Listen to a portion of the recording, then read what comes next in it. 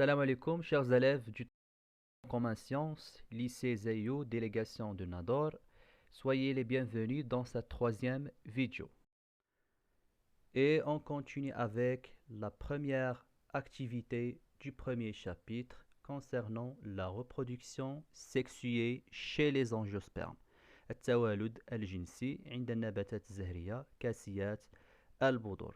Dans la vidéo précédente, on a déjà traité le premier élément de cette première activité concernant l'organisation de la fleur chez les angiospermes. تعضي الزهرة عند النباتات الزهرية كاسيات البذور, dont on a déjà vu que les fleurs des angiospermes représentent deux types d'organes, les organes protecteurs, le périanthe nommé aussi, et les organes reproducteurs. Alors dans cette vidéo, on va essayer de traiter l'élément 2 de la première activité concernant l'organisation de l'appareil reproducteur chez les angiospermes. Donc on va essayer de voir plus de détails concernant l'appareil reproducteur chez les angiospermes. Et quand on parle de l'appareil reproducteur, on parle bien évidemment de l'organe reproducteur mâle et l'organe reproducteur femelle. إذن في هذا الفيديو الثالث غادي نتعرفوا على تعضي جهاز التوالد للنباتات الزهرية كاسية البذور، وفيه سنتعرف على العضو التوالدي الذكري l'organe reproducteur mâle والعضو التوالدي الأنثوي l'organe reproducteur femelle. Et on commence par l'étude de l'organe reproducteur mâle, c'est l'androcée. Donc, qu'est-ce qu'on entend par l'androcée? L'androcée, c'est l'ensemble des étamines d'une fleur. Donc, l'androcée, هو مجموع أسدية زهرة. Donc, pour voir plus de détails concernant l'organe reproducteur mâle, on va prendre ou on va étudier le document 3. Document 3, l'appareil reproducteur mâle. Ce document-là, elle représente 8 figures de 1 à 8. On commence par la première figure. La figure 1, elle représente une étamine. Soudat. De quoi elle est composée l'étamine? Elle est composée d'un filet et une anthère. La figure 2, elle représente une coupe transversale d'une jeune anthère ou d'une étamine jeune. Donc, الشكل الثاني يبين مقطع عرضي. دونك كاين دار واحد المقطع في هذا المستوى بهذا السونس، غادي نبين لكم كيفاش كندار المقطع. دونك كاين دار مقطع عرضي بهذا المستوى على مستوى لونتير، فنحصل على الشكل المبين في la figure 2. Donc la figure 2, elle représente une coupe transversale مقطع عرضي لمئبر فتي، بطبيعة الحال لسدات فتية pour une étamine jeune. Alors que la coupe ou la figure 3, elle représente une coupe transversale dentaire mûre. Donc الشكل الثالث يبين مقطع عرضي كذلك، ولكن هذه المرة لمئبر ماذا؟ ناضج، لسدات ناضجة. Donc quelle est la différence entre une anthère jeune d'une étamine jeune et une anthère mûre ou mature d'une étamine mature? Donc la différence c'est au niveau de la fente de déhiscence على مستوى شق الانفلاق. Donc شقوق الانفلاق هي هذه الموجودة في الجوانب. على مستوى l'étamine jeune كتكون مغلقة، donc sont fermées, alors que les fentes de déhiscence au niveau des étamines mûres sont ouvertes pour permettre aux grains de pollen de se disperser باش يسمحوا الحبوب اللقاح الناضجة بالانتشار في الوسط الخارجي. ننتقلوا الآن للشكل الرابع. Donc الشكل الرابع, la figure 4, elle représente une observation microscopique d'une coupe transversale dentaire. ملاحظة مجهرية لمقطع عرضي لمئبر. فما بطبيعة الحال هذا المئبر فهو مئبر غير ناضج يعني فتي. لماذا؟ لأنه لي فونت دو ديسانس موجودين في هذا المستوى فهما sont encore fermés مغلوقين إذن فهذا مئبر غير ناضج فتي. La figure 5 elle représente une observation microscopique d'une coupe transversale d'un sac pollinique. إذن الشكل الخامس كيبين ملاحظة مجهرية لمقطع عرضي لكيس لقاحي. مفهومة؟ دونك الكيس اللقاحي كيحتوي بطبيعة الحال باينة من الاسم ديالو على حبوب اللقاح les grains de pollen. La figure 6 elle représente observation طبيعة الحال aussi microscopique des cellules souches des grains de pollen. Qu'est-ce qu'on entend par les cellules souches؟ donc هما الخلايا الأصلية لحبوب اللقاح. إذا هذا الشكل 6 كيبين ملاحظة مجهرية للخلايا الأصلية أو الخلايا الأم لحبوب اللقاح، يعني اللي غادي تتطور فيما بعد باش تعطينا حبوب اللقاح. La figure 7 elle représente une électronographie du grain de pollen. صورة إلكترونوغرافية لحبة لقاح، يعني صورة مأخوذة من ملاحظة مجهرية لحبة لقاح. La figure 8 la dernière figure elle représente un schéma du grain de pollen، رسم تخطيطي لحبة لقاح. إذا على مستوى هذه الأشكال من 1 إلى 8 دونك عندنا مجموعة من العناصر لم نتعرف عليها بعد. مفهومة؟ دونك غادي نتعرفوا عليها فيما يلي. Donc à partir de la réponse à ces deux questions, la question 1 et la question 2, on va essayer de voir plus de détails concernant l'organe reproducteur mâle. Donc à partir des données de ce document, c'est-à-dire les figures de 1 à 8, annotez convenablement les figures de ce document. Quelles sont les figures qui ne sont pas annotées? On a la figure 4, la figure 5 et la figure 8. On commence par la figure 4. Donc la figure 4, elle représente 3 éléments, 1, 2 et l'élément 3. Donc l'élément 1, c'est un élément contenu dans le sac pollénique.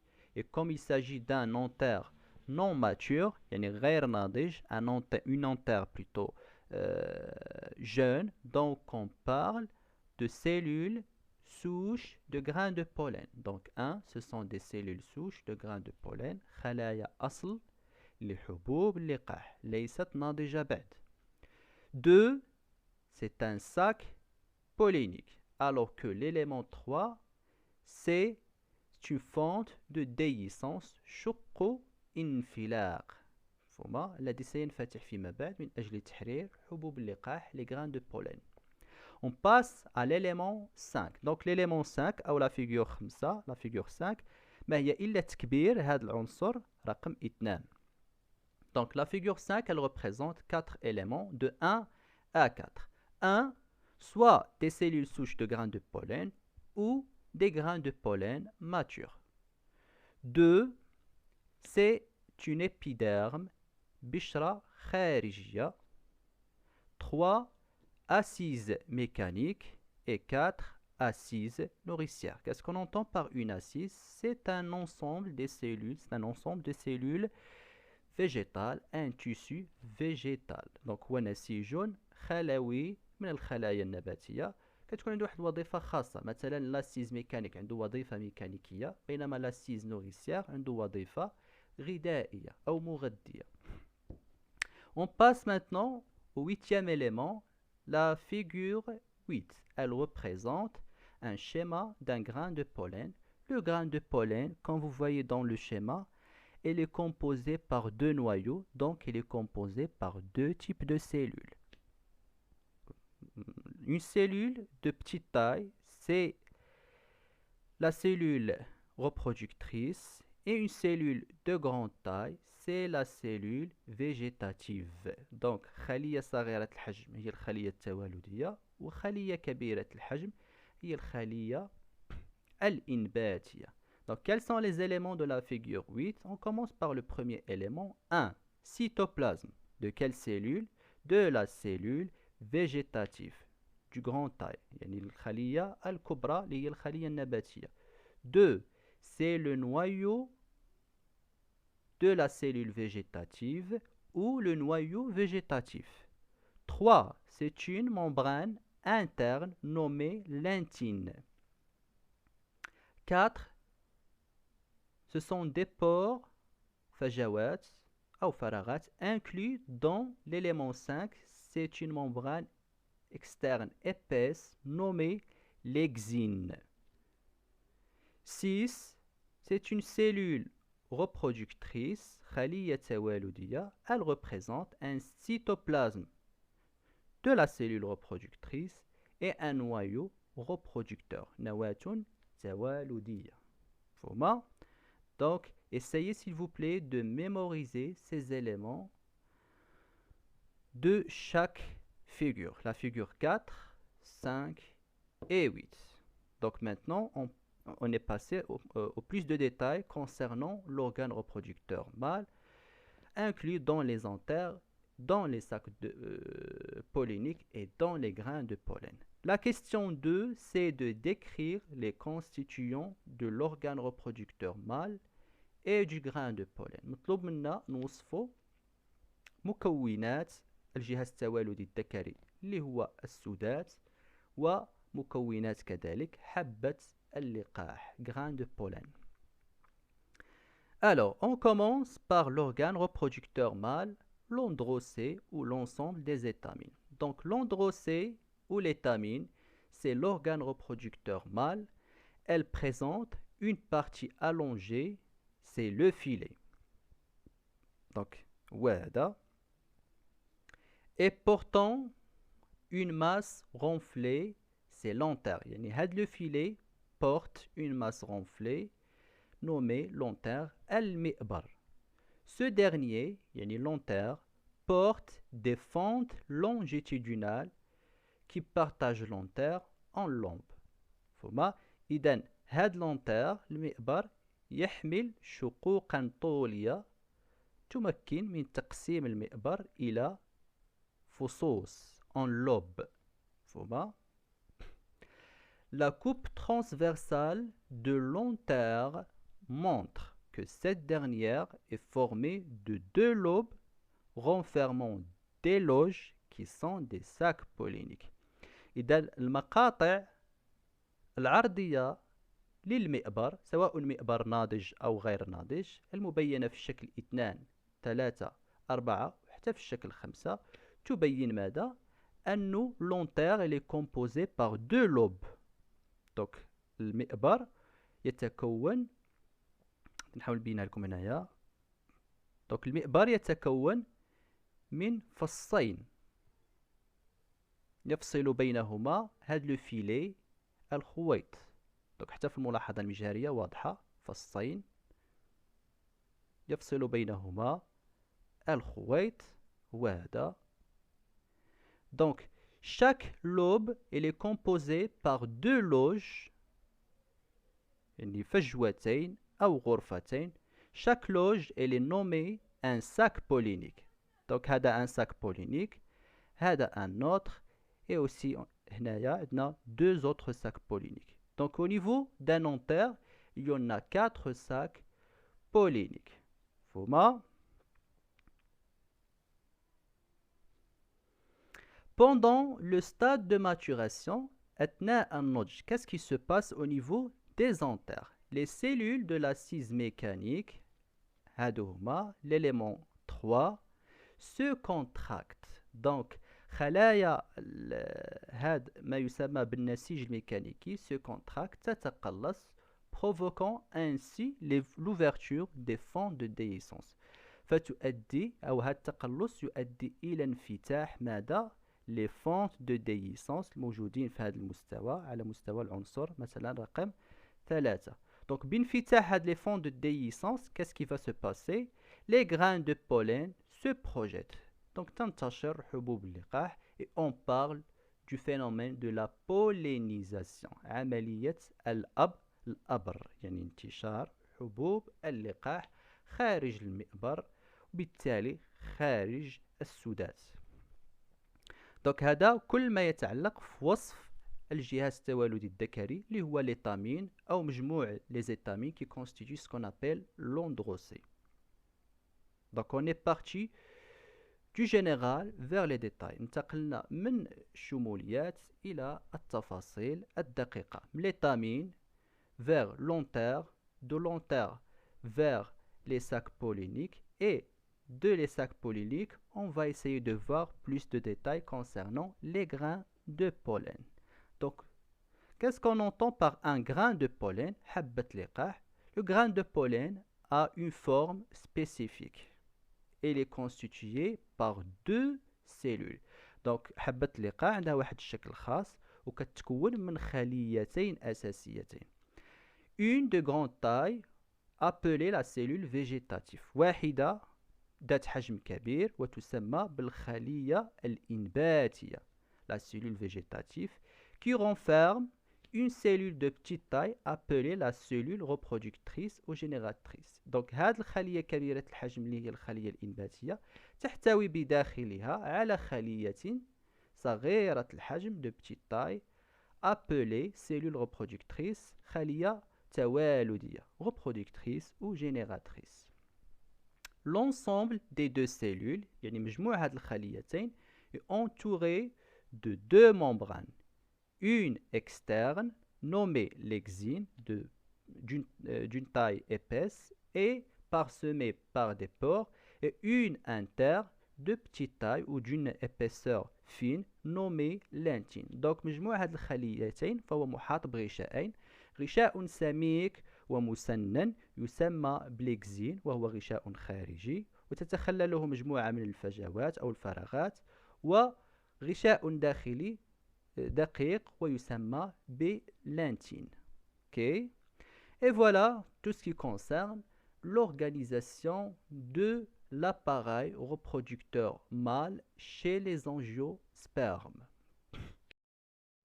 Et on passe maintenant à l'étude de l'organe reproducteur femelle. Il s'agit du gynécée ou pestil. نمر الآن لدراسة العضو التوالدي الأنثوي اللي هو المدقة. Pour cela, on va prendre le document 4. Le document 4, il représente 6 figures de 1 à 6. La première figure, elle représente une photo d'un pestil. La deuxième, elle représente un schéma d'un pestil. La troisième, elle représente différents types de pestils selon l'espèce végétale. مجموعة مختلفة من أنواع المدقات حسب النوع النباتي. La figure 4, elle représente une coupe transversale de l'ovaire. مقطع عرضي للمبيض. L'ovaire constitue un élément essentiel de pestil. Donc المبيض كيشكل واحد عنصر أساسي من المدقة. La figure 5, elle représente une observation microscopique d'une coupe transversale d'un ovaire. Donc الشكل الخامس كيبين ملاحظة مجهرية لمقطع عرضي لمبيض. La figure 6, elle représente une observation microscopique de l'ovule et en même temps un schéma de cet ovule. Donc الشكل السادس يبين ملاحظة مجهرية للبويضة مع رسم تخطيطي لهذه البويضة. السؤال الأول, la première question c'est donner les noms des différents constituants des figures de ce document, c'est-à-dire donner les annotations des figures 2, 5 et 6, les figures qui représentent des éléments avec ou sans annotation. Donc, on commence par la figure 2. Elle représente un schéma d'un pestil avec les éléments 1, 2, 3, 4, 5. On a déjà vu la composition essentielle d'un pestil ou d'un gynécée. Donc, elle est composée de haut vers le bas par les éléments suivants. 1, c'est le stigmate. 2, c'est le style. 3, c'est une carpelle. Donc, ce pestil, elle représente 2 carpelles au niveau de l'ovaire. Chaque carpelle contient un ovule et l'ensemble de l'ovule plus les carpelles constitue l'élément 5, c'est l'ovaire. En arabe, العنصر رقم 1 ستيغمات ميسم، العنصر رقم 2 قلم الميسم، 3 كربلة، 4 بويضة أو بويضة، و5 مبيض. On passe maintenant à la figure 5. quels sont les composants de la figure 5? On fait un rappel concernant la figure 5. Elle représente une observation microscopique d'une coupe transversale d'un ovaire. Donc, الشكل الخامس كيبين ملاحظة مجهرية لمقطع عرضي على مستوى المبيض. إذا تم إنجاز مقطع هنايا في هذا المستوى من المبيض بشكل عرضي، وتمت ملاحظة بطبيعة الحال العناصر التي يتكون منها. بطبيعة الحال العناصر الدقيقة. On parle des éléments les plus fines. Donc, quels sont les composants de la figure 5 ou les éléments de la figure 5? On a l'élément 6, 7, 8 et 9. L'élément 7, c'est le placenta. Al-Mashima. C'est cet élément central au niveau de l'ovule. Ou de l'ovaire, afwan. L'élément 7, c'est l'ovule. L'élément 8, c'est un funicule. Donc, le funicule, إلا بغينا نقولوا هو نوع من المحاكاة للحبل السري. 9, c'est une carpelle. Donc, pour cet ovaire-là, représenté dans la figure 5, elle représente combien de carpelles? Elle représente 3 carpelles. Celle, c'est la première carpelle, la deuxième carpelle et la troisième carpelle. Donc, on a ici 3 carpelles au niveau de cet ovaire. On passe maintenant à la figure 6. Elle représente une observation microscopique d'un ovule et un schéma pour cet ovule. Quels sont les composants de l'ovule d'après la figure 6? Ce sont les éléments 10, 11, 12, 13 et 14. L'élément 10, c'est un tégument externe de l'ovule. غشاء خارجي للبويضة. 11, un tégument interne de l'ovule. غشاء داخلي للبويضة. 12, l'élément 12, ici, c'est la nucelle, الجويزة. 13, un élément très essentiel dans l'ovule, c'est le sac embryonnaire. Forme. الكيس الجنيني. 14, c'est le micropyle. هي واحد الفتحة موجودة في أسفل المبيض تسمى بالميكروبيل. غادي نعرفوا وظائف هذه العناصر فيما بعد أو فيما يلي من الدرس. Maintenant, on passe à la deuxième question. Décrire de quoi est constitué le pistil, l'ovaire et l'ovule en se basant sur les figures du document 4. On commence par le pistil. De quoi il est composé le pistil, nommé aussi le gynécée. Donc très simple, le pistil il est composé par 3 parties. La première partie apicale, موجودة في الأعلى, c'est le stigmate. La partie intermédiaire, العنصر الوسيط, c'est le style. Et la partie basale, الجزء القاعدي, c'est l'ovaire, المبيض. Donc, l'élément essentiel qui permet la reproduction au niveau de pistil, c'est l'ovaire. Donc, العنصر الأساسي اللي كيسمح بالتوالد بين هذه العناصر الثلاثة بطبيعة الحال هو المبيض. Et on passe maintenant à la description de l'ovaire en se basant sur la figure 5. Donc, نعتمدوا على هذا الشكل رقم 5 باش نقدروا نوصفوا المبيض. Donc, de quoi il est composé l'ovaire? Il est formé d'une ou plusieurs carpelles. Format. Chaque carpelle est une enveloppe protectrice du, non pas du pistil, mais de l'ovaire. Okay? Essayez de le corriger, à remplacer le pistil par l'ovaire. Donc, كل كربلة كتشكل غشاء واقي للمبيض. Définissons une cavité contenant un ou plusieurs ovules, c'est-à-dire chaque carpelle définit une cavité contenant un ou plusieurs ovules. Prenons l'exemple de la figure 5. Donc la figure 5, elle représente une coupe transversale d'un ovaire avec 3 carpelles. Carpelle 1, la deuxième carpelle et la troisième carpelle. Chaque carpelle comporte 2 ovules et constituent une enveloppe protectrice de l'ovaire. OK? Donc, quel est l'élément essentiel au niveau de l'ovaire? C'est l'ovule. Donc, maintenant, on passe à la description de l'ovule.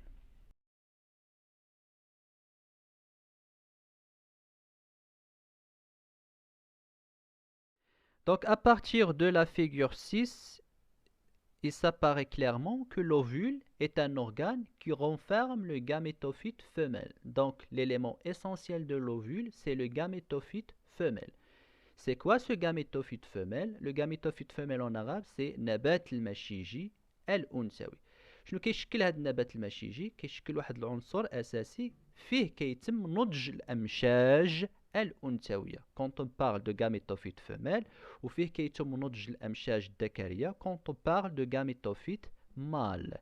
Alors, pour l'ovule, chez les angiospermes, le gamétophyte femelle constitue ce qu'on appelle un sac embryonnaire. إذا le gamétophyte femelle ما هو إلا الكيس اللقاحي العنصر رقم 13, l'élément 13. Qu'est-ce qu'il contient ce gamétophyte femelle, ce sac embryonnaire? Il contient l'élément essentiel pour la reproduction chez les angiospermes, le gamétophyte femelle. Donc il contient المشيج الأنثوي الذي يسمى بالبويضة غير ملقحة, en français l'osphère. Donc l'osphère, c'est un gamète femelle contenu dans le gamétophyte femelle qui est le sac embryonnaire au niveau de l'ovule, au niveau de l'ovaire, au niveau du pistil. Donc l'ovule, elle représente aussi des structures à part le sac embryonnaire, lesquelles le placenta. C'est une partie centrale de l'ovaire à laquelle sont fixés les ovules directement ou par l'intermédiaire d'un funicule. إذا لو بلاسنتا المشيمة هي هذا الجزء المركزي من المبيض واللي كترتبط به مجموع أو جميع البويضات الموجودة على مستوى كربلات هذا المبيض عبر ما يسمى بلا فينيكول أو لو فينيكول اللي كيشكل نوعا ما الحبل أو محاكاة لما يسمى بالحبل السري عند الثدييات. Alors le funicule, c'est une zone intermédiaire entre le placenta et l'ovule. Donc فهي le funicule هو هذه المنطقة الوسيطة أو هذا العنصر الوسيط اللي كيربط ما بين البويضة و le placenta. Les téguments secondine et prémine, deux enveloppes de l'ovule. هما هادو العنصرين 10 و 11 فهما les téguments الأغشية ديال l'ovule qui protègent le sac embryonnaire. Le micropyle en bas, c'est une ouverture dans les téguments de l'ovule dans la partie basale. Donc في الجواج السفلي لأغشية المبيض أو لا البويضة عفوا عندنا فتحة تسمى بالناقر. غادي نشوفوا الوظيفة ديالها فيما بعد. Un autre élément, c'est la nucelle. C'est le tissu qui constitue la partie centrale de l'ovule. Donc la nucelle, الجويزة هو هذا العنصر المركزي أو الغشاء أو إلا بغينا نقولوا النسيج المركزي للبويضة. ثم أخيرا le sac embryonnaire, c'est l'élément essentiel de l'ovule, constitue ce qu'on appelle le gamétophyte femelle, النبات المشيجي الأنثوي اللي على مستواه كيتم تشكل الأمشاج الأنثوية اللي كتسمى بلي بلوسفير المشيج الأنثوي أو البويضة غير الملقح. Donc voilà tout ce qui concerne l'organisation de l'organe reproducteur femelle. Il s'agit du gynécée ou du pistil. Donc on est parti de ce qui est général, le gynécée, vers ce qui est un peu plus détaillé, le sac embryonnaire, en passant à travers l'ovaire et l'ovule. Et voilà tout ce qui concerne l'organisation de l'appareil reproducteur chez les angiospermes. Si vous avez des questions à poser, n'hésitez pas de me contacter. Merci pour votre attention et à très bientôt.